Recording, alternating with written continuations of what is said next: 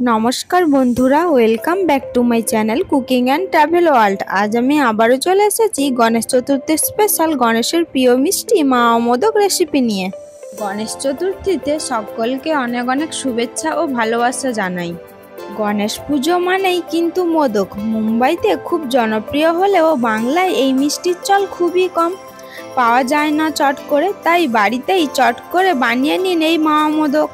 চতুর্থীতে গণপতিকে তুষ্ট করতে দেওয়া হয় মোদক। চলুন আর বেশি কথা না বলে রেসিপিটা শুরু করে ফেলি।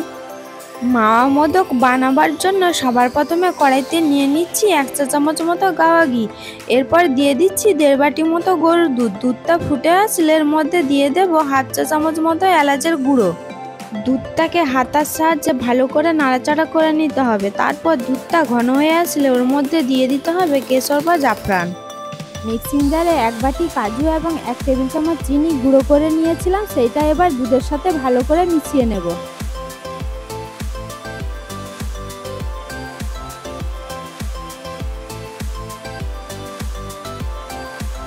এরপরে 1 বাটি গুঁড়ো দুধ দিয়ে মিশ্রণটাকে শক্ত করে নেব।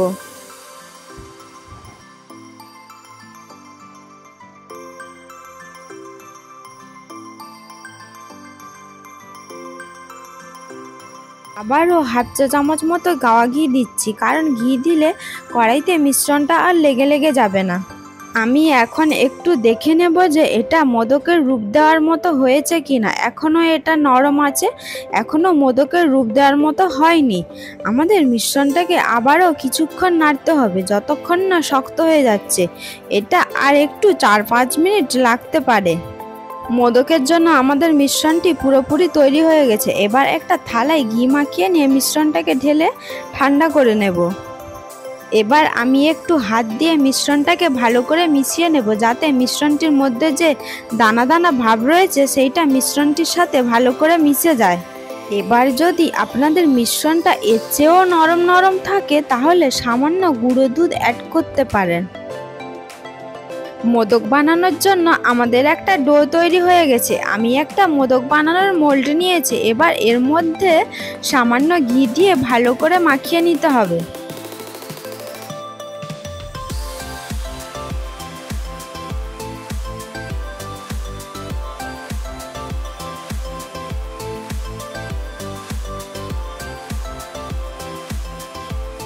আর প্রথমেই কিছুটা মিশ্রণ মোল্ডের মধ্যে দেওয়ার পর এভাবে আঙুল দিয়ে চেপে নেব। তারপর ওই মাঝখানটায় আমরা একটা কিশমিশ দিয়ে দেব এবং মোদকের মুখটা মিশ্রণ দিয়ে বন্ধ করে মোদকের একটা সুন্দর শেপ তৈরি করে নেব।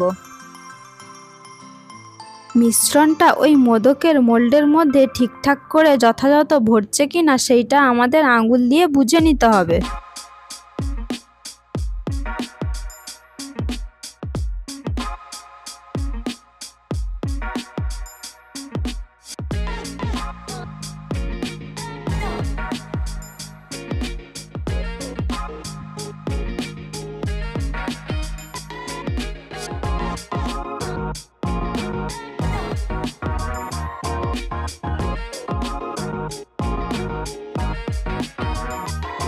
আপনারাও চাইলে মোল্ডটা খুলে প্রথমে অল্প মিশ্রণ ভরে বাকি যে প্রসেসটা দেখাচ্ছি এভাবেই করতে পারেন।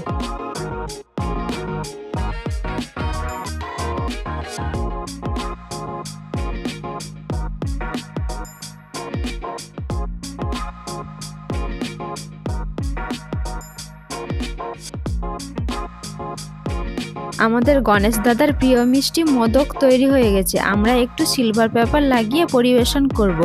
আপনাদের কাছে এটি না থাকলেও গণেশ দাদা খুব আনন্দের সহিত খেয়ে নেবেন।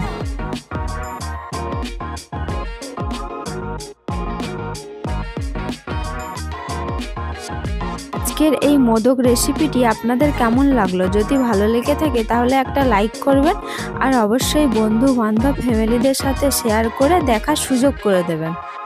এই রকম নতুন রেসিপির আপডেট পেতে চাইলে আমার চ্যানেলটিকে সাবস্ক্রাইব করে আমার পাশে থাকবেন। ভালো থাকবেন, সুস্থ থাকবেন, টাটা।